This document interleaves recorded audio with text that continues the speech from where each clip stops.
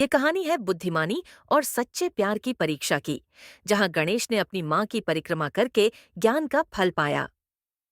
कैलाश पर्वत एक बहुत ऊंचा, ठंडा और पवित्र पहाड़ है, जहां भगवान शिव और माता पार्वती का शानदार महल है। वहां का माहौल शांत, साफ और बहुत सुंदर होता है।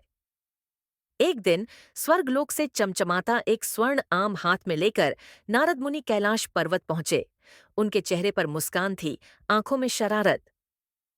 नारायण नारायण, माता पार्वती, मैं आपके लिए एक दिव्य फल लाया हूँ। यह कोई साधारण आम नहीं, ज्ञान का फल है। इसे केवल वही पा सकता है जो सबसे योग्य हो। परंतु नारद जी, मेरे दोनों पुत्र गणेश और कार्तिकेय दोनों ही योग्य हैं। मैं कैसे तय करूं? माता, यही तो परीक्षा है। नारद आम पार्वती को सौंपते हैं। फिर नारद मुनि मुस्कुराए और वापस स्वर्गलोक की ओर चल दिए। संध्या हो चुकी है। आकाश के रंग हल्के गुलाबी हैं। शिव ध्यान में बैठे हैं, शांत और स्थिर।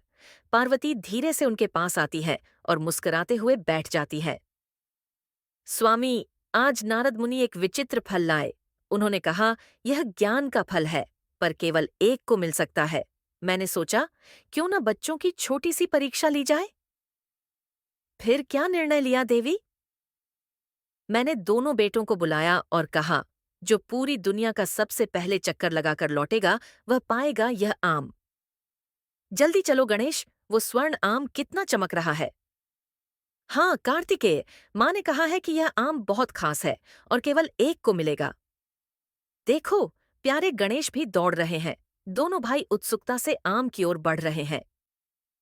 अब देखो, दोनों कितनी तेजी से आम के पास पहुंच रहे हैं। कौन पहले पहुंचेगा? मैं निकलता हूँ, जल्द लौटूंगा माँ। और कार्तिकेय उड़ चले बादलों के पार। गणेश वहीं बैठे रहे, शांत, कुछ सोचते हुए। फिर उन्होंने माँ की ओर देखा। पार्वती की आंखों में प्रेम झलक रहा था। मेरे लिए मेरी दुनिया आप ही है माँ। और उन्होंने माँ की 3 बार परिक्रमा की, प्रेम, श्रद्धा और बुद्धि से। कुछ समय बाद कार्तिकेय थके हुए लौटे। उन्होंने देखा, आम तो गणेश के पास है। मैं पूरी पृथ्वी घूम आया, फिर भी आम गणेश को? क्योंकि गणेश ने जाना, माता ही संपूर्ण संसार है। जहां माँ का प्रेम है, वही ज्ञान है, वही संपूर्णता है। गणेश मुस्कुराते हैं, आम को 2 टुकड़ों में बांटते हैं और एक हिस्सा कार्तिकेय को देते हैं।